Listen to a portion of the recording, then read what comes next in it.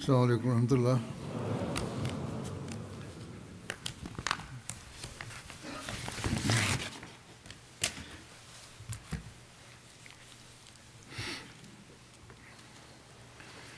أشهد أن لا إله إلا الله وحده لا شريك له وأشهد أن محمدا عبده ورسوله أما بعد فأعوذ بالله من الشيطان الرجيم بسم الله الرحمن الرحيم الحمد لله رب العالمين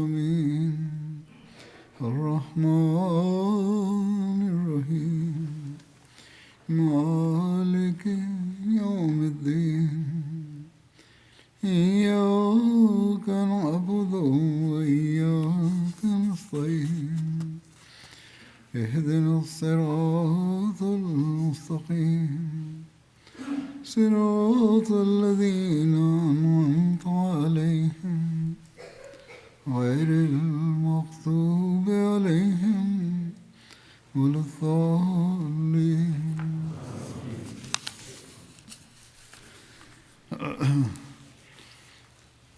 گزشتہ خطبے میں نے حضرت صلی اللہ علیہ وسلم کی سیرت کے حوالے سے کچھ باتیں کی تھیں۔ آج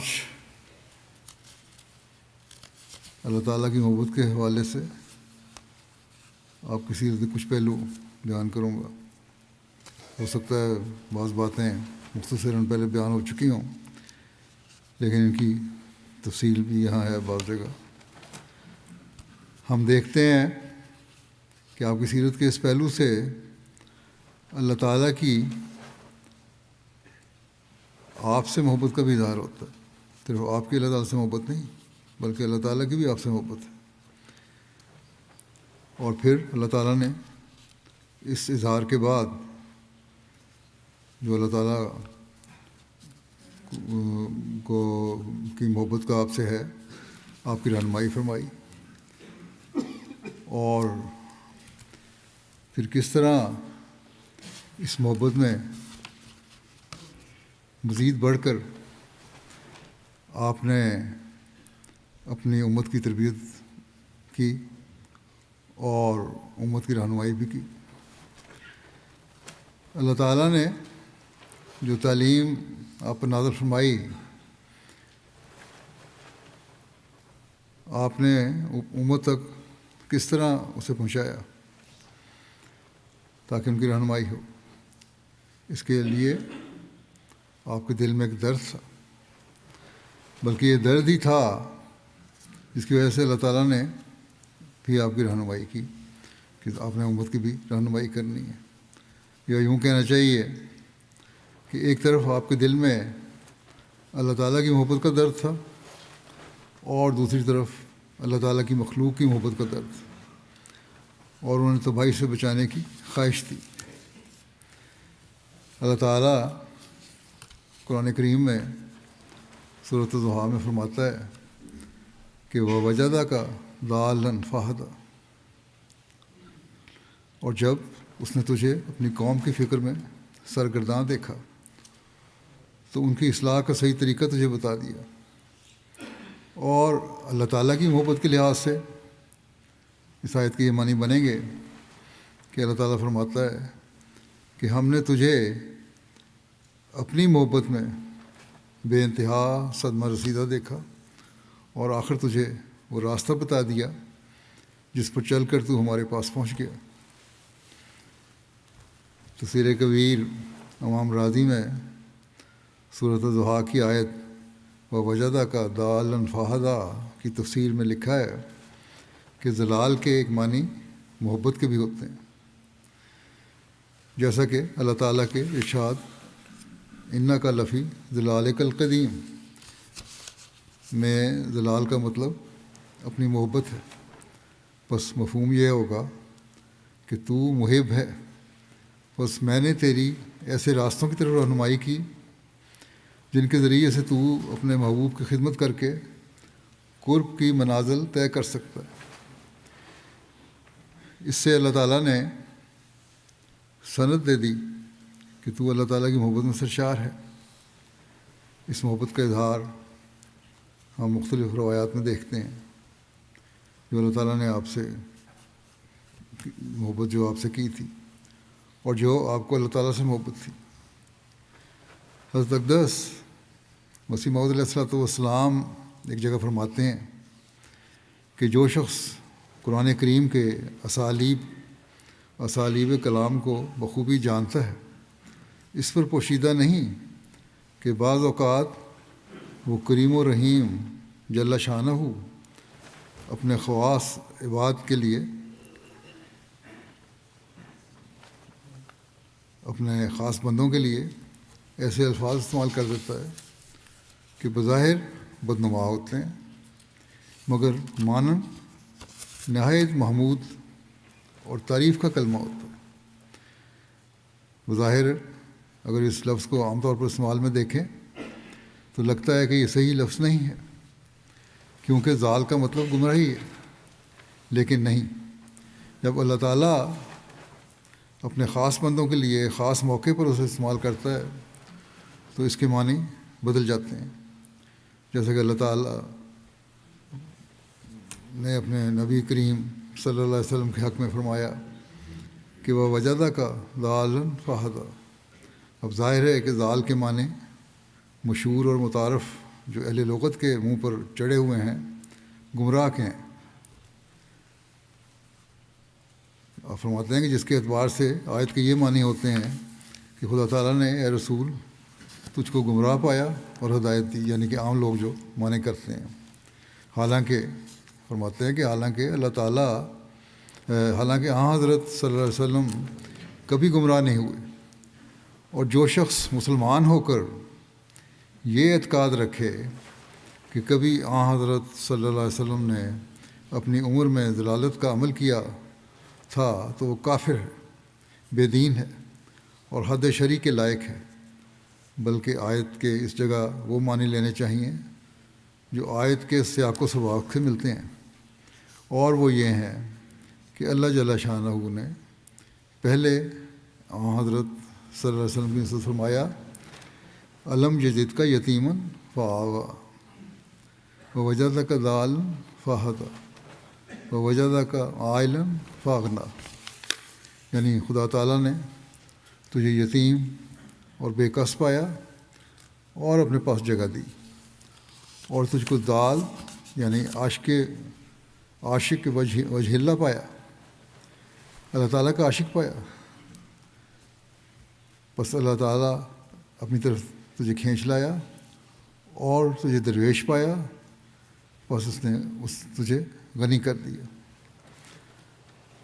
حضرت اقدس مسیح موعود علیہ الصلوۃ والسلام فرماتے ہیں کہ چونکہ حضرت صلی اللہ علیہ وسلم اپنی پاک باطنی اور انشراح صدر اور عصمت و حیا اور صدق و صفا اور توکل و وفا اور عشق الہی کے تمام لوازم میں سب انبیاء سے بڑھ کر اور سب سے افضل اور اعلیٰ اور اکمل و عرفہ اور اعلیٰ اور اجلا و اصفا تھے، اس لیے خدائے جل شانہ نے ان کو اتنے کمالات خاصہ سے سب سے زیادہ معطر کیا۔ وہ سینہ اور دل جو تمام اولین و آخرین کے سینہ و دل سے فراخ تر، وہ پاک تر، وہ معصوم تر اور روشن تر تھا، وہ اسی لائق ٹھہرا کہ اس پر ایسی وحی نازل ہو کہ جو تمام اولین و آخرین کی وحیوں سے اقویٰ اور اکمل ہو، یعنی بہت مضبوط اور مکمل ہو، اور عرفہ اور اتم ہو، بہت بلند اور کامل ہے، اور کامل ہو کر عرفہ و اتم ہو کر صفات الہیہ کے دکھلانے کے لیے ایک نہایت صاف اور کشادہ اور وسیع آئینہ ہو۔ اس آئینے میں، اس شیشے میں دیکھتے ہیں اللہ تعالیٰ کی صفات کو بھی، اور اللہ تعالیٰ کے ذات کے ہر پہلو ہمیں نظر آتا ہے۔ آن وسلم کی ذات میں بھی اور آپ کی تعلیم میں بھی۔ فرمایا سو یہی وجہ ہے کہ قرآن شریف ایسے کمالات عالیہ رکھتا ہے جو اس کی تیز شعاؤں اور شوخ کرنوں کے آگے تمام صحف سابقہ کی چمک کل عدم ہو رہی ہے۔ یعنی تمام صحف سابقہ اور ان کے کلام کی چمک اس کے سامنے کچھ بھی حیثیت نہیں رکھتی۔ کوئی ذہن ایسی صداقت نکال نہیں سکتا جو پہلے ہی سے اس میں درج نہ ہو۔ قرآن کریم میں ہر چیز موجود ہے، اور کوئی ایسی بات نہیں ہے جو دنیا کا انسان پیدا کر سکے یا نکال سکے اور قرآن شریف میں موجود نہ ہو۔ ہاں، سمجھنے کی ضرورت ہے۔ فرمایا کوئی فکر ایسی برہان عقلی پیش نہیں کر سکتا جو پہلے ہی سے اس نے پیش نہ کی ہو۔ کوئی تقریر ایسا قوی اثر کسی دل پر ڈال نہیں سکتی جیسے قوی اور پربرکت اثر لاکھوں دلوں پر وہ ڈالتا ہے۔ قرآن کریم فرمایا کہ وہ بلا شبہ صفات کمالیہ حق تعالیٰ کا ایک نہایت مصفہ آئینہ ہے، جس میں سے وہ سب کچھ ملتا ہے جو ایک سالک کو مدارج عالیہ معرفت تک پہنچنے کے لیے درکار ہے۔ بس اب جو تعلیم آپ صلی اللہ علیہ وسلم پر اتری وہ بھی ایسی پاک تھی جو سب سے چیزوں سے بالا تھی، سب تعلیموں سے بالا تھی، سب صحیفوں سے زیادہ بلند ہے۔ مکمل اور کامل تعلیم ہے قرآن کریم کی، اس لیے آپ کا وجود بھی اس تعلیم کا حامل ہے، یعنی وہ بھی مکمل اور کامل ہے۔ یہ آپ نے ثابت وجہ سے ہوئی کہ آپ کا وجود سب انسانوں سے کامل ہے، اور آپ ہی وہ کامل انسان ہیں جن کے مقام تک کوئی نہیں پہنچ سکتا۔ ہاں، اللہ تعالیٰ نے یہ فرمایا ہے تمہارے لیے اسوہ ہے، ان کی پیروی کرنے کی کوشش کرو۔ یہی وجہ ہے کہ اللہ تعالیٰ نے آپ کے ذریعے یہ بھی اعلان کروا دیا اور کہ لوگوں کو بتا دو کہ قل ان کنتم تحبون اللہ فاتبعونی یحببکم اللہ ویغفر لکم ذنوبکم واللہ غفور الرحیم۔ تو کہہ دے کہ اے لوگو، اگر تم اللہ سے محبت رکھتے ہو تو میری اتباع کرو، اس صورت میں وہ بھی تم سے محبت کرے گا اور تمہارے قصور بخش دے گا، اور اللہ بہت بخشنے والا اور بار بار رحم کرنے والا ہے۔ بس اللہ تعالیٰ سے محبت حاصل کرنے کے طریق بھی آپ صلی اللہ علیہ وسلم کے اسوہ سے ہی سیکھنے ہوں گے۔ اللہ تعالیٰ سے آپ صلی اللہ علیہ وسلم کی محبت کے جو نظارے ہمیں نظر آتے ہیں، احادیث میں سے کئی روایات ملتی ہیں۔ آپ صلی اللہ علیہ وسلم اپنے خدا سے اس کی محبت کے طلبگار ہوتے ہوئے یہ دعا کیا کرتے تھے کہ اللہم انی اسألک حبک و حب من یحبک والعمل الذی یبلغنی حبک اللہم اجعل حبک احب الی من نفسی و اہلی و من الماء البارد۔ اے اللہ، میں تجھ سے تیری محبت مانگتا ہوں اور اس کی محبت جو تجھ سے محبت کرتا ہے، اور ایسے عمل کی توفیق مانگتا ہوں جو مجھے تیری محبت تک پہنچا دے۔ اے اللہ، تو اپنی محبت مجھے میری ذات، میرے اہل اور ٹھنڈے پانی سے بھی زیادہ محبوب بنا دے۔ بس یہ وہ دعا ہے جو آج ہر اس شخص کو کرنی چاہیے جو حضرت صلی اللہ علیہ وسلم سے محبت کا دعویٰ کرتا ہے، اور جو یہ چاہتا ہے کہ وہ بھی اللہ تعالیٰ سے محبت کا اظہار کرے، اللہ تعالیٰ کا محبوب بنے، اور اللہ تعالیٰ اس پر اپنا فضل فرمائے۔ اسی طرح ایک روایت میں آتا ہے کہ حضرت عبداللہ بن یزید ختمی انصاری رضی اللہ عنہ روایت کرتے ہیں کہ نبی کریم صلی اللہ علیہ وسلم یہ دعا مانگا کرتے تھے کہ اے اللہ، مجھے اپنی محبت عطا فرما، اور اس کی محبت عطا فرما جس کی محبت مجھے تیرے حضور نفع بخشے۔ اے اللہ، میری پسندیدہ چیزیں جو تو مجھے عطا کرے ان کو اپنی محبوب چیزوں کے حصول کے لیے میری قوت کا ذریعہ بنا دے، اور میری وہ پیاری چیزیں جو تو مجھ سے علیحدہ کر دے تو انہیں میرے لیے ان چیزوں کے حصول کے لیے طاقت کا ذریعہ بنا دے جنہیں تو محبوب رکھتا ہے۔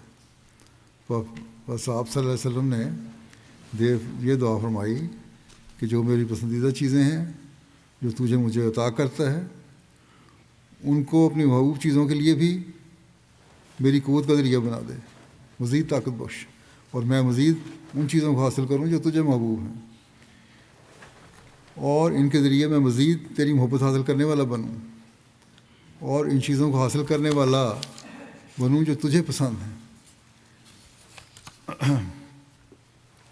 اور فرمایا کہ جو میری پیاری چیزیں ہیں، جو چیزیں میں سمجھتا ہوں کہ مجھے پیاری ہیں یا میرے پیارے لوگ ہیں لیکن تو انہیں مجھ سے علیحدہ کر دیتا ہے، تو میرے لیے ان چیزوں کو، ان باتوں کے حصول کے لیے طاقت کا ذریعہ بنا دے جنہیں تو محبوب رکھتا ہے۔ جو چیزیں مجھ سے علیحدہ ہو گئی ہیں ان کی وجہ سے مایوسی نہیں ہونی چاہیے، بلکہ مجھے اس کے بعد پھر طاقت ملے کہ چونکہ اللہ تعالیٰ کو وہ پسند نہیں تھی اور اس نے مجھ سے علیحدہ کر دی، یا اللہ تعالیٰ کی یہی مرضی تھی، یہی رضا تھی، تو جو چیزیں اللہ تعالیٰ کی محبوب ہیں وہ مجھے مل جائیں۔ اللہ تعالیٰ مجھے ان چیزوں سے جو اللہ تعالیٰ کو پسند نہیں، اگر ان کو لے لیا تو جو اے اللہ جو تیری محبوب چیزیں ہیں، جو پسندیدہ باتیں ہیں، انہیں حاصل کرنے کے لیے مجھے طاقت عطا کروا۔ بس یہ آپ کی محبت کا اظہار تھا اللہ تعالیٰ سے۔ اسی طرح حضرت عائشہ رضی اللہ عنہا بیان فرماتی ہیں کہ اذا جاء نصر اللہ والفتح نازل ہونے کے بعد نبی صلی اللہ علیہ وسلم نے کوئی نماز نہیں پڑھی مگر آپ اس میں یہ کہا کرتے تھے کہ سبحانہ کا ربنا و بحمدہ کا اللہم اغفر لی، کہ پاک ہے تو اے ہمارے رب اپنی حمد کے ساتھ اے اللہ مجھے بخش دے۔ ایک اللہ تعالیٰ سے محبت کے ایک واقعہ کا ذکر حضرت عائشہ نے یوں بیان فرمایا ہے کہ میں ایک رات رسول اللہ صلی اللہ علیہ وسلم کے پہلو میں سوئی ہوئی تھی، تو میں نے رات میں آپ کو موجود نہ پایا۔ میں نے رات کے اندھیرے میں آپ کو ٹٹولا تو میرا ہاتھ آپ کے پیروں پر لگا، آپ سجدے میں تھے اور اللہ تعالیٰ سے یہ دعا کر رہے تھے کہ میں تیری رضا کی پناہ میں آتا ہوں تیری ناراضگی سے، اور تیرے عفو کی پناہ میں آتا ہوں تیری سزا سے۔ میں ثنا کو تجھ پر شمار نہیں کر سکتا، تو ویسا ہی ہے جیسے تو نے اپنے آپ کی تعریف کی ہے، یعنی میں تو تیری اتنی تعریف کر ہی نہیں سکتا جو تو نے خود اپنے بارے میں کہا ہے، وہی تیری تعریف ہے۔ اسی طرح حضرت عائشہ رضی اللہ عنہا ایک جگہ فرماتی ہیں کہ ایک رات رسول اللہ صلی اللہ علیہ وسلم کی میرے ہاں باری تھی، میں سو گئی تو آپ خاموشی سے باہر تشریف لے گئے۔ میں نے گمان کیا کہ شاید آپ اپنی کسی دوسری بیوی کے ہاں تشریف لے گئے۔ میں غیرت سے باہر نکلی تو کیا دیکھتی ہوں کہ آپ ایک کپڑے کی گٹھری کی طرح زمین پر سجدہ ریز ہیں۔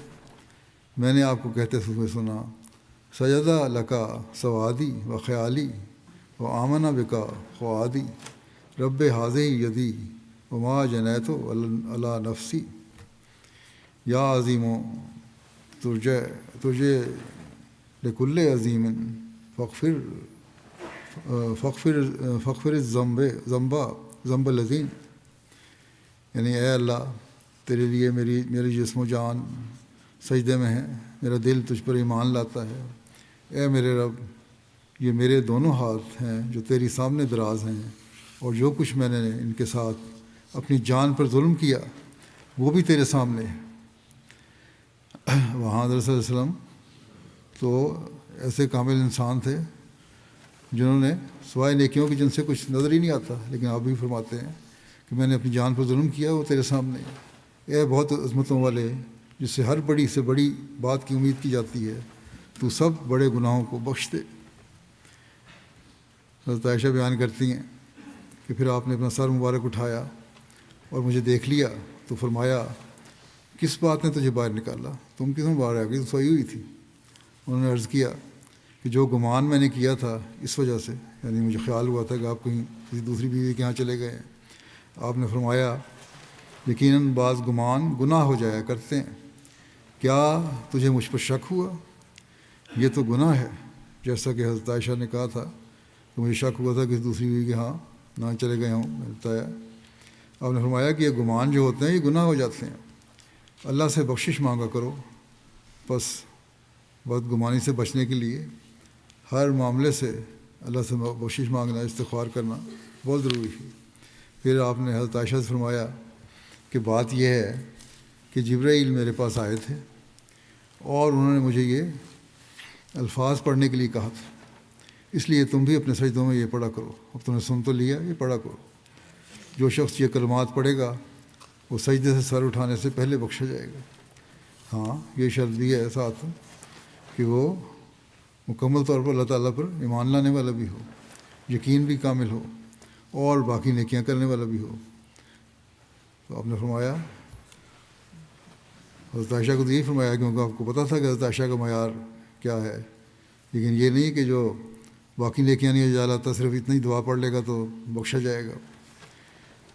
اسی طرح ایک روز ایک اور روایت میں آتا ہے جو زیادہ تفصیل سے صحیح مسلم میں ہے، حضرت عائشہ نے فرمایا کہ ایک دفعہ اس رات جس میں نبی صلی اللہ علیہ وسلم میرے ہاں تھے، آپ گھر لوٹے، اپنی چادر رکھ دی، جوتے اتارے اور اپنے پاؤں کے قریب رکھ دیے اور اپنے اوپر والی چادر کو ایک پہلو بستر پر بچھایا اور لیٹ گئے۔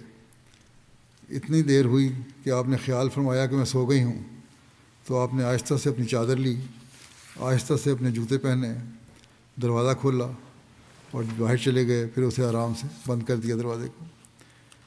میں نے اپنی اوڑھنی اور اوپر والی چادر لی اور آپ کے پیچھے چل پڑی، یہاں تک کہ آپ جنت البقیع پہنچ گئے۔ آپ کھڑے ہوئے اور لمبا قیام کی فرمایا، پھر آپ نے 3 مرتبہ دونوں ہاتھ اٹھائے، پھر آپ واپس مڑے اور میں بھی مڑی۔ آپ تیز چلنے لگے، میں بھی تیز چلنے لگی۔ آپ نے رفتار اور تیز کی تو میں نے بھی کر لی۔ آپ اور تیز چلنے لگے، میں بھی چلنے لگی۔ پھر آپ گھر آ گئے اور میں آپ سے پہلے اندر داخل ہوئی اور لیٹ گئی۔ جب آپ اندر تشریف لائے تو فرمایا، اے عائشہ تمہیں کیا ہوا ہے؟ تمہارا سانس کیوں پھولا ہوا ہے؟ تیز چلنے کی وجہ سے سانس پھولا ہوا تھا۔ آپ صلی اللہ علیہ وسلم نے سن لیا، محسوس کر لیا کہ سانس پھولا ہوا ہے۔ کہتی ہیں کہ تیز چلنے کی وجہ سے پھول گیا تھا۔ میں نے کہا کوئی بات نہیں ہے اور ٹالنے کی کوشش کی۔ آپ صلی اللہ علیہ وسلم نے فرمایا، تم ضرور مجھے بتاؤ گی ورنہ لطیف و خبیر خدا مجھے بتا دے گا۔ میں نے کہا یا رسول اللہ، میرے ماں باپ آپ پر قربان ہوں۔ پھر میں نے آپ کو ساری بات بتا دی کہ میرے دل میں کیا خیال آیا تھا اور کس طرح میں پیچھے گئی تھی۔ آپ نے فرمایا، اچھا تو وہ سایہ تم تھی جسے میں نے اپنے آگے دیکھا تھا؟ میں نے کہا جی ہاں۔ آپ نے میرے سینے پر ہاتھ مارا جو مجھے محسوس ہوا اور فرمایا، کیا تم نے گمان کیا تھا کہ اللہ اور اس کا رسول تمہاری حق تلفی کریں گے؟ حضرت عائشہ کہنے لگیں، جو کچھ میں نے لوگ چھپاتے ہیں اللہ اسے جانتا ہے، لیکن اللہ تعالیٰ جانتا ہی ہے، اس نے ظاہر کر دینا تھا آپ پہ، میں بھی بتا دیتی ہوں، اور جو میرے دل میں تھا میں نے بتا دیا۔ آپ صلی اللہ علیہ وسلم نے فرمایا، جبرائیل میرے پاس آئے تھے جب تم نے دیکھا اور انہوں نے مجھے بلایا، جب تم نے مجھے دیکھا کہ میں باہر گیا ہوں تو وہ اس لیے تھا کہ انہوں نے مجھے بلایا تھا، اور چونکہ انہوں نے تم سے یہ بات مخفی رکھی تھی اس لیے میں نے ان کی بات قبول کی اور اسے تم سے مخفی رکھا۔ اسی وجہ سے میں نے تمہیں نہیں بتایا تھا اور ان کے ساتھ چلا گیا۔ مجھے خیال تھا کہ تم سو چکی ہو اور میں نے ناپسند کیا کہ تمہیں جگاؤں۔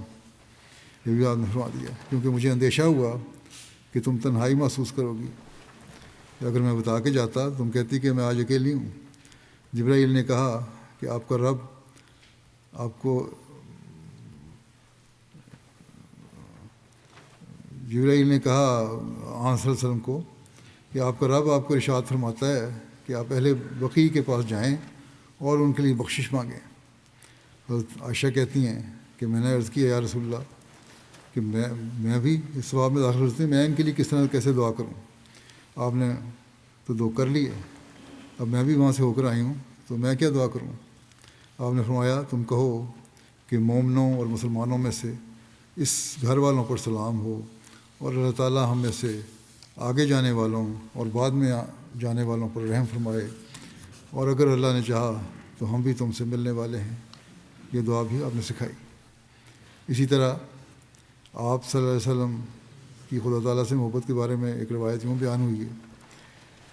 عطا بیان کرتے ہیں کہ میں حضرت عبداللہ بن عمر اور عبید بن عمیر حضرت عائشہ کی خدمت میں حاضر ہوئے.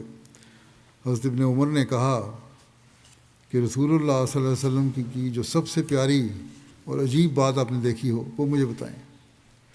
راوی کہتے ہیں کہ یہ سن کر حضرت عائشہ رو پڑی. پھر فرمایا آپ کا ہر معاملہ ہی پیارا اور عجیب تھا. پھر حضرت عائشہ نے بیان کیا کہ ایک مرتبہ آپ میری باری کی رات میرے پاس تشریف لائے. جب آپ میرے ساتھ لحاف میں داخل ہو گئے اور اپنے جسم کو میرے جسم سے لگایا تو محسوس کیا میں نے جسم، تو آپ نے فرمایا اے عائشہ اگر مجھے اجازت دو تو آج کی بقیہ ساری رات میں اپنے رب کی عبادت کروں. میں نے عرض کیا مجھے آپ کا قرب اور آپ کی خواہش دونوں محبوب ہیں. مجھے آپ کا قرب بھی عزیز ہے، آپ کی خواہش کا بھی احترام ہے. مجھے سب سے زیادہ یہی بات ہے محبوب ہے کہ آپ کی سب خواہشیں پوری ہوں. ٹھیک ہے آپ چاہتے ہیں عبادت کرنا تو کریں. پھر آپ گھر میں رکھیے ایک مشق کی طرف گئے اور وضو کیا. پانی کی مشق تھی، آپ نے زیادہ پانی نہیں ڈالا. پھر آپ کھڑے ہوئے اور قرآن پڑھنے لگے اور رونے لگے، یہاں تک کہ میں نے دیکھا کہ آنسو آپ کے دامن تک پہنچ گئے. پھر آپ نے اپنے دائیں پہلو پر ٹیک لگائی اور اپنے دائیں ہاتھ کو اپنے رخسار کے نیچے رکھا اور پھر رونے لگے، یہاں تک کہ میں نے دیکھا کہ آنسو زمین تک پہنچ گئے. کہتی ہیں کہ پھر حضرت بلال صبح کا وقت ہو گیا فجر کی نماز کا، آپ کو نماز فجر کی اطلاع دینے کے لیے آئے. جب انہوں نے آپ کو روتے ہوئے دیکھا تو عرض کیا یا رسول اللہ صلی اللہ علیہ وسلم آپ رو رہے ہیں، حالانکہ اللہ تعالیٰ نے آپ کے اگلے پچھلے تمام گناہوں کو معاف کر دیا. آپ نے فرمایا کیا میں شکر گزار بندہ نہ بنوں. شکر گزاری کا ایک واقعہ گزشتہ خطبے میں بیان کیا تھا میں نے، تو مزید اس کی تفصیل یہ بھی ہے. ایک اور روایت میں حضرت عائشہ فرماتی ہیں کہ جب آپ بادل یا آندھی دیکھتے تو آپ کے چہرے سے معلوم ہو جاتا کہ آپ متفکر ہیں.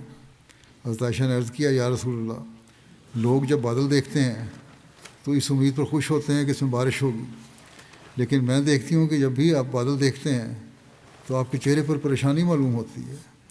آپ نے فرمایا اے عائشہ مجھے کیا بات تسلی دلا سکتی ہے کہ اس میں وہ آندھی کا عذاب نہ ہوگا.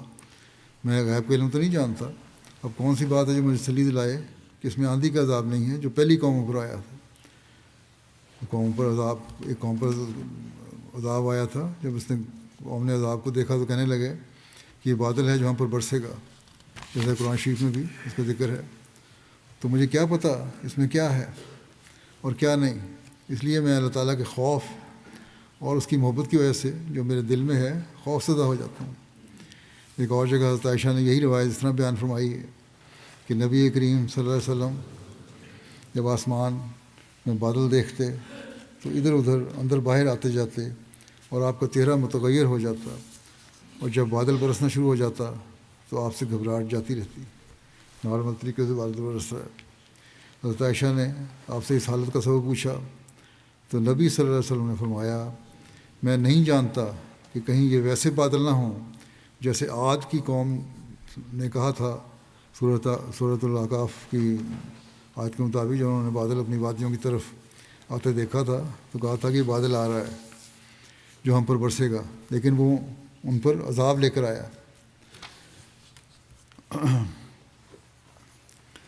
پھر روایت میں آتا ہے حضرت ہریرہ بیان کرتے ہیں کہ رسول اللہ صلی اللہ علیہ وسلم اور آپ کے صحابہ بادل سے برسنے والے پہلے قطرے کے لیے اپنا سر ننگا کر دیتے تھے، اور رسول اللہ صلی اللہ علیہ وسلم فرماتے تھے کہ ہمارے رب عز و جل سے یہ تازہ نعمت آئی ہے اور سب سے زیادہ برکت والی ہے. جب نارمل بارش ہوتی تھی تو اس میں یہ بھی آپ کا طریقہ تھا. عروہ بن زبیر کی ایک روایت ہے، وہ کہتے ہیں کہ میں میں نے حضرت عبداللہ بن عمر بن العاص سے پوچھا کہ مجھے وہ بدترین سلوک بتائیں جو مشرکین نے نبی کریم صلی اللہ علیہ وسلم سے کیا تھا۔ انہوں نے بتایا کہ ایک بار نبی کریم صلی اللہ علیہ وسلم حتیم کعبہ میں نماز پڑھ رہے تھے کہ عقبہ بن ابی معیط آئے۔ اس نے اپنا کپڑا آیا اور اس نے اپنا کپڑا آپ کی گردن میں ڈال کر آپ کا گلا زور سے گھونٹنا شروع کیا۔ اتنے میں حضرت ابوبکر رضی اللہ عنہ پہنچ گئے اور انہوں نے عقبہ کو کندھا پکڑ کر اسے دھکیل دیا اور نبی کریم صلی اللہ علیہ وسلم سے ہٹا دیا۔ آپ نے کہا کیا تم ایسے شخص کو مارتے ہو جو کہتا ہے کہ میرا رب اللہ ہے؟ یہ تو صرف اللہ کی محبت میں سرشار ہے، اس میں ڈوبا ہوا ہے اور اس کی عبادت کر رہا ہے اور تم اس کو مارنے پر تلے ہوئے۔ حضرت صلی اللہ علیہ وسلم کی ساری زندگی عشق الہی میں ڈوبی ہوئی تھی۔ انہی عشق الہی کے نظاروں کو دیکھ کر مکہ کے لوگ یہی کہتے تھے کہ انا محمد عشق ربا، یعنی محمد تو صلی اللہ علیہ وسلم اپنے رب پر عاشق ہو گیا ہے۔ حضرت اقدس مسیح موعود علیہ الصلوۃ والسلام فرماتے ہیں رسول اللہ صلی اللہ علیہ وسلم ایک ذات کے عاشق زار اور دیوانہ ہوئے اور پھر وہ پایا جو دنیا میں کبھی کسی کو نہیں ملا۔ آپ کو اللہ تعالیٰ سے اس قدر محبت تھی کہ عام لوگ بھی کہا کرتے تھے کہ عشق محمد اللہ رب، یعنی محمد اپنے رب پر عاشق ہو گیا ہے صلی اللہ علیہ وسلم۔ حضرت مسیح موعود علیہ الصلوۃ والسلام ایک اور جگہ فرماتے ہیں صحابہ رضی اللہ عنہم نے اس مرد صادق کا منہ دیکھا تھا جس کے عاشق اللہ ہونے کی گواہی کفار قریش کے منہ سے بھی بے ساختہ نکل گئی تھی، اور روز کی مناجاتوں اور پیار کے سجدوں کو دیکھ کر اور فنا فی الاطاعت کی حالت اور کمال محبت اور دلدادگی کی منہ پر روشن نشانیاں، یعنی عشق کی منہ پر روشن نشانیاں اور اس پاک منہ پر نور الہی برستا مشاہدہ کر کے کہتے تھے کہ عشق محمد اللہ رب، کہ محمد اپنے رب پر عاشق ہو گیا۔ اور پھر صحابہ نے صرف وہ صدق اور محبت اور اخلاص ہی نہیں دیکھا بلکہ اس پیار کے مقابلے پر جو ہمارے سید محمد صلی اللہ علیہ وسلم کے دل سے ایک دریا کی طرح جوش مارتا تھا، خدا تعالیٰ کے پیار کو بھی تائیدات خارق عادت کے رنگ میں مشاہدہ کیا۔ تب ان کو پتہ لگ گیا کہ خدا ہے اور ان کے دل بول اٹھے کہ وہ خدا اس مرد کے ساتھ ہے۔ انہوں نے اس قدر عجائبات الہیہ دیکھے اور اس قدر نشان آسمانی مشاہدہ کیے کہ ان کو کچھ بھی اس بات میں شک نہ رہا کہ فی الحقیقت ایک اعلیٰ ذات موجود ہے جس کا نام خدا ہے اور جس کے قبضہ قدرت میں ہر یک امر ہے اور جس کے آگے کوئی بات بھی انہونی نہیں۔ اسی وجہ سے انہوں نے وہ کام صدق و صفا کے دکھلائے اور وہ جاں فشانیاں کیں کہ انسان کبھی کر نہیں سکتا جب تک اس کے تمام شک و شبہ دور نہ ہو جائیں، اور انہوں نے بچشم خود دیکھ لیا کہ وہ ذات پاک اسی میں راضی ہے کہ انسان اسلام میں داخل ہو اور اس کے رسول کریم صلی اللہ علیہ وسلم کی بدل و جان مطابقت اختیار کرے۔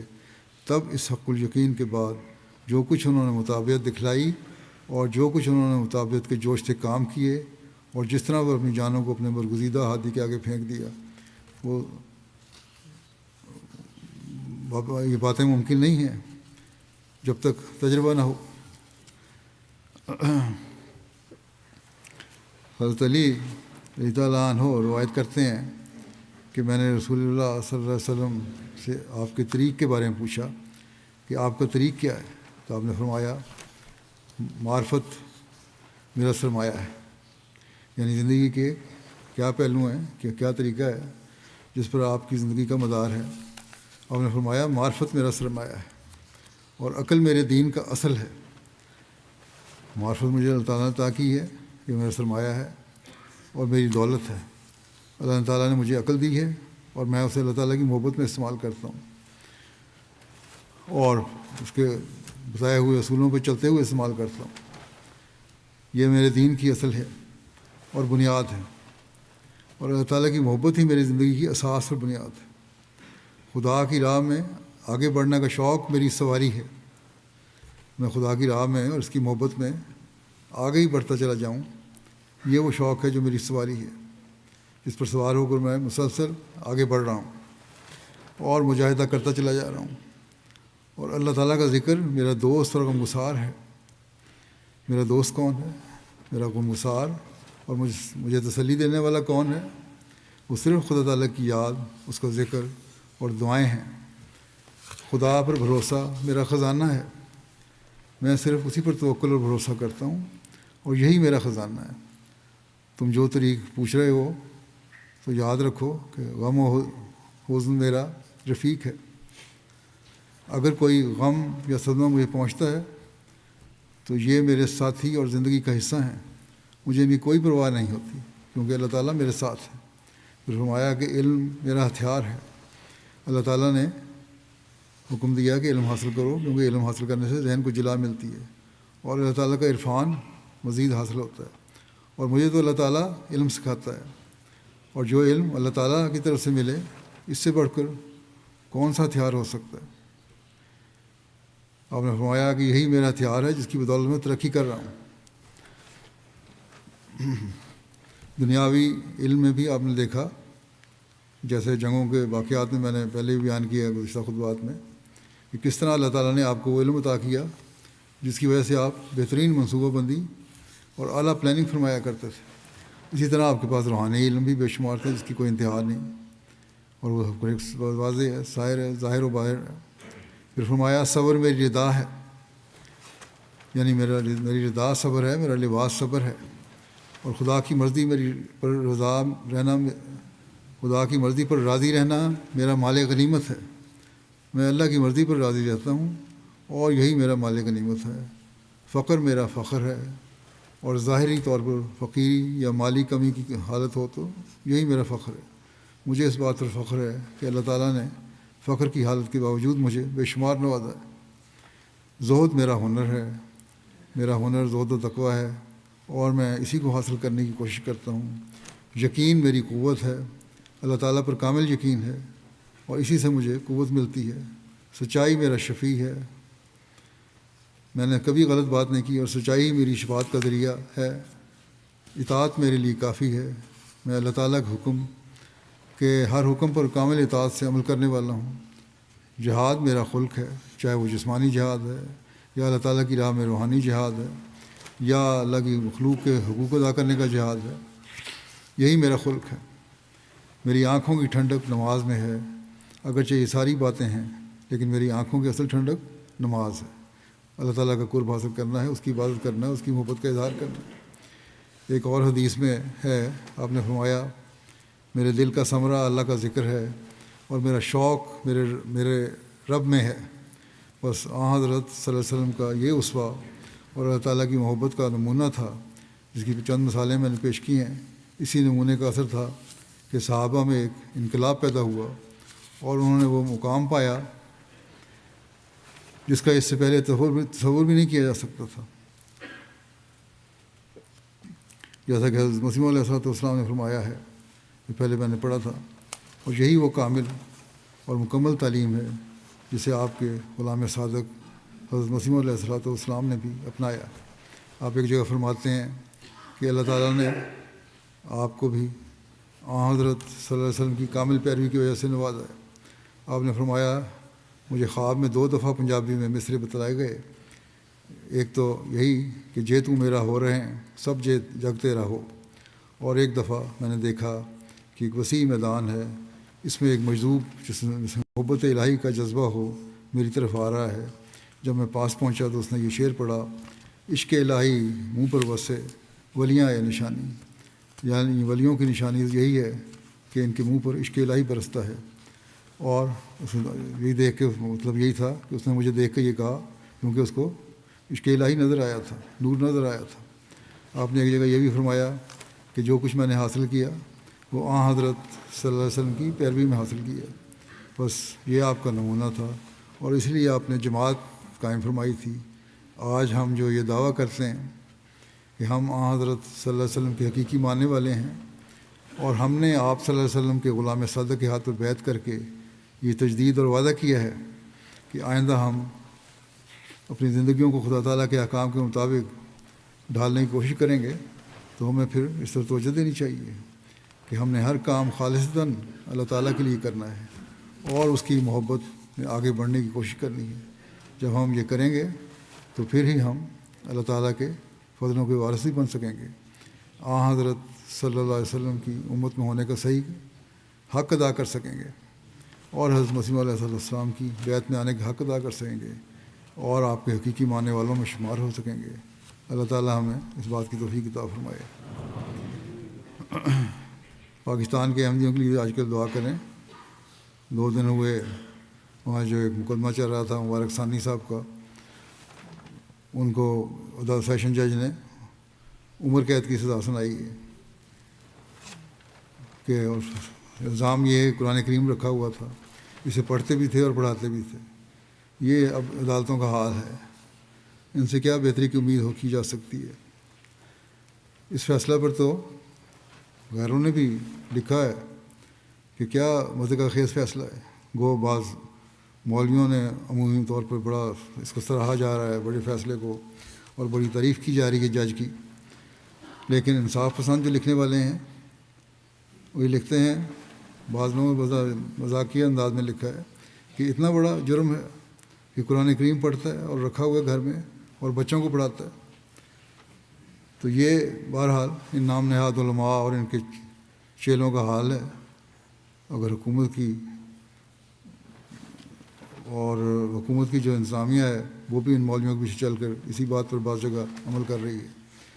بہرحال ہم دعا کرتے ہیں اللہ تعالیٰ ان کی جلد پکڑ کے سامان فرمائے۔ اللہ تعالیٰ کی پکڑ انشاءاللہ جلد ان پر آئے گی اور اس کے آثار نظر بھی آ رہے ہیں، لیکن ہماری دعاؤں میں کمی یا عمل یا عبادت کے حق صحیح نہ ادا کرنے کی وجہ سے اس میں تعطل نہ ہو جائے، اس کی فکر ہونی چاہیے، جیسا کہ آن علیہ وسلم بھی اس خوف سے بعض باتوں کو دیکھ کر دعا کیا کرتے تھے۔ بس دعاؤں کی طرف بہت توجہ کی ضرورت ہے۔ اسی طرح باقی دنیا کے مظلوموں کے لیے بھی دعا کریں، اللہ تعالیٰ ہر جگہ ہر ایک کو امن عطا فرمائے اور ہر فتنہ و فساد سے بچا کے رکھے۔ نماز کے بعد میں 2 جنازہ غائب پڑھاؤں گا۔ 2 ذکر ہیں، ایک پہلا ہے مولانا جلال الدین ايّر صاحب، یہ سابق صدر انجمن احمدیہ اور صدر مجلس تحریک جدید تھے قادیان میں، گزشتہ دنوں یہ فوت ہو گئے، انا للہ و انا الیہ راجعون۔ ان کے والد مکرم ایچ حسین صاحب عالمی جنگ کے دوران آرمی میں بطور کلرک کام کر رہے تھے۔ اس دوران بصرہ میں 1922 میں احمدیت قبول کی اور کیرالہ سے شائع ہونے والے جماعتی رسالہ ستیہ دوتن کے ایڈیٹر مقرر ہوئے۔ کیرالہ کے رہنے والے تھے، پھر فوج کے بعد وہاں آ گئے۔ مرحوم کے والد مکرم ایچ حسین صاحب 1950 میں حضرت مسلم موعود رضی اللہ عنہ کی تحریک برائے آبادی قادیان پر لبیک کہتے ہوئے اپنی پوری فیملی لے کر قادیان آ گئے اور وہیں آ کے بعد ہوئے، لیکن 1 سال کے اندر ہی قادیان میں ان کی وفات ہو گئی۔ مولانا جلال الدین صاحب نیّر کی والدہ محترمہ زبیدہ سلطانہ صاحبہ نے پھر وہاں دوسری شادی کر لی چودھری عبدالحق صاحب سے جو درویش تھے، اور انہوں نے ان کے نیّر صاحب کے بھائی بہنوں کو اپنی کفالت میں لے لیا۔ جلال الدین نیّر صاحب کی ابتدائی تعلیم قادیان میں ہوئی اور 1963 میں پھر انہوں نے مولوی فاضل کا امتحان پاس کیا، پھر ان کا تقرر ہو گیا پہلے انجمن میں بطور انسپکٹر بیت المال کے، طویل عرصہ تک خدمت کی اور پوری ہندوستان کی جماعتوں کا دورہ کیا کرتے تھے، اور اس کی وجہ سے بڑی محنت سے اور محبت سے انہوں نے افراد جماعت کو چندوں کے نظام میں شامل کیا، اور اسی وجہ سے ان کے ہندوستان کے طول و عرض میں جماعتوں کے احباب کے ساتھ ذاتی تعلق بھی تھا۔ 63 سال تک مرحوم کو جماعتی خدمت کی سعادت نصیب ہوئی۔ اس دوران انسپکٹر بیت المال آمد کے بعد بطور آڈیٹر، محاسب اور پھر لمبا عرصہ بطور ناظر بیت المال آمد خدمت کا موقع ملا۔ اسی طرح جیسا کہ میں نے کہا ہے 7 سال تک یہ صدر احمدیہ قادیان میں کر رہے، اور پھر صحت جب تک یاد رہی صدر مجلس تحریک جدید بھی تھے. اسی طرح ذیلی تنظیموں میں بھی ان کو خدمت کی توفیق ملی. عبادت گزار اور صوم و صلات کے پابند تھے، اور خلافت کی ہر بات پر تعمیل کرنے والوں میں اولین لوگوں میں شامل تھے. کھلاڑی بھی تھے، ایتھلیٹ بھی تھے، اس لحاظ سے بھی انہوں نے بڑا آرگنائز کیا. وہاں ان کی شادی کشمیر کے خاندان میں ہوئی تھی، اور ان کی اہلیہ پہلے وفات پا گئی تھیں، اور ان کے 2 بیٹے اور 1 بیٹی ہیں، اور جو جماعت کی خدمت کر رہے ہیں. اللہ تعالیٰ ان سے مغفرت اور رحم کا سلوک فرمائے. دوسرا ذکر ہے مکرم میر حبیب احمد صاحب کا، جو میر مشتاق احمد صاحب کے بیٹے تھے. گزشتہ دنوں 79 سال کی عمر میں ان کی وفات ہوئی ہے. انا للہ و انا الیہ راجعون. بڑے شفیق ملنسار اور خلافت کے فدائی وجود تھے. اللہ تعالیٰ کے فضل سے موسی بھی تھے. ان کے خاندان میں احمدیت کا نفوذ ان کے دادا بابو عبدالرحیم صاحب کے ذریعے ہوا، جنہوں نے حضرت میر قاسم علی صاحب رضی اللہ عنہ ایڈیٹر رسالہ فاروق کے توسط سے 1903 میں بیعت کی تھی. حضرت میر قاسم علی صاحب رضی اللہ عنہ میر حبیب صاحب کے والد مشتاق احمد صاحب کو گود لیا تھا انہوں نے، کیونکہ حضرت میر قاسم علی صاحب کی اپنی کوئی اولاد نہیں تھی. میر حبیب صاحب نے گورنمنٹ کالج لاہور سے FSc اور پھر BSc اور پھر اس کے بعد MSc فزکس کی ڈگری حاصل کی. پھر باہر بھی چلے گئے. جماعتی خدمات ان کی یہ ہیں کہ 1970 سے 1971 تک تعلیم اسلام کالج میں بطور مدرس تدریسی خدمت کا آغاز کیا. اس کو نیشنلی نہیں ہوئے تھے اس کالج. 73 تا 76 نصرت جہاں اسکیم کے تحت سیری لیون گئے، جہاں فری ٹاؤن میں فزکس کے استاد کے طور پر خدمت کی توفیق پائی. پھر یہ واپس پاکستان آ گئے 1976 میں. پھر 76 میں ہی واپس نائجیریا چلے گئے، اور وہاں 1987 تک گورنمنٹ کے اسکول میں کام کیا، اور وہیں 1987 میں ہی انہوں نے اپنی زندگی وقف کر دی افریقہ میں رہتے ہوئے. اور بطور واقفی زندگی وہاں 1987 میں احمدیہ سینئر سیکنڈری اسکول ہمیشہ میں بطور پرنسپل آپ کا تقرر فرمایا مسیح رابع نے، اور جہاں آپ نے 1991 تک خدمت توفیق پائی. اس کے بعد پھر واپس پاکستان آ گئے، اور یہاں آ کے بھی جماعتی خدمت کرتے رہے. 1992 میں خلیفہ مسیح رابع نے ایک ٹیکنیکل انسٹیٹیوٹ کے جائزہ کے لیے ان کو سیری لیون بھجوایا، اور وہاں ان کی جو ماہرانہ رائے تھی اس پر کی رپورٹ پر وہاں کچھ کام ہوئے. 96 میں نظام تعلیم کے تحت ان کا تقرر نصرت جہاں اکیڈمی ربا میں ہوا، اور بطور استاد یہ فزکس پڑھاتے رہے. وہیں ان کی ریٹائرمنٹ ہوئی. اسی طرح صدر عمومی کے دفتر میں بھی اور والنٹیئر بطور عمومی اصلاحی کمیٹی میں کام کرتے رہے. ان کی اہلیہ لکھتی ہیں کہ میرے شوہر صوم و صلات کے پابند تھے، بہت نرم مزاج تھے، اور کبھی کوئی ڈیمانڈ نہیں کی تھی، اور کوئی چیز پڑھنے کا بہت شوق تھا. علم دوست انسان تھے. اگر کوئی ڈیمانڈ ہوتی تھی، یہی کوئی آ رہا ہو، کوئی تحفہ پوچھ رہا ہو تو یہ کہتے تھے میرے لیے کتابیں لے آؤ، اور علمی کتابیں پڑھا کرتے تھے. اسی طرح حضرت مسیح علیہ السلام کی کتابوں کا مطالعہ بھی بڑھ کرتے تھے. کبھی کوئی غلط بیانی نہیں کرتے تھے. اگر بات بتانی نہیں ہوتی تھی تو خاموش رہتے تھے، لیکن یہ نہیں کہ غلط بات کر جائیں. ان کی بیٹی نے بھی انہی اوصاف کا ذکر کیا ہے. میں نے بھی انہیں دیکھا ہے. بڑا شریف النفس انسان تھے، اور اپنے کام سے کام رکھنے والے تھے، اور وقف کو وفا کے ساتھ نبھانے والے تھے. اللہ تعالیٰ ان سے مغفرت اور رحم کا سلوک فرمائے. یہ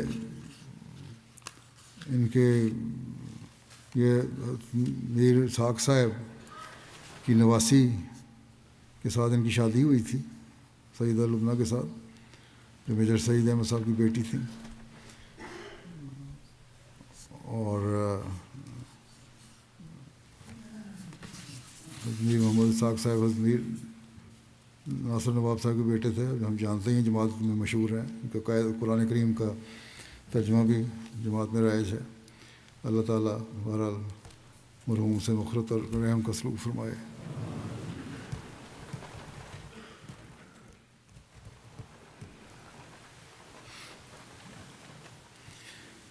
الحمد